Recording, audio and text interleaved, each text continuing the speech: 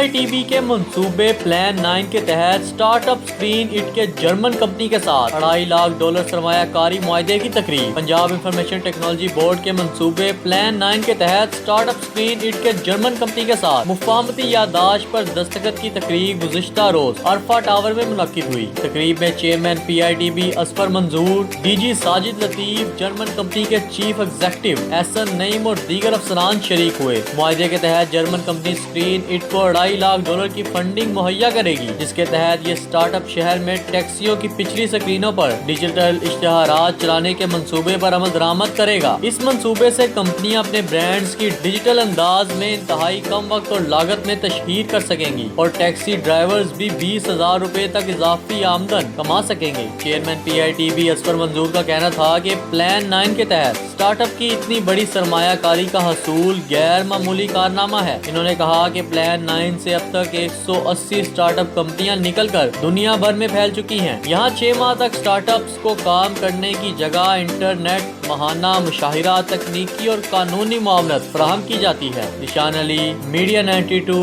Lahore.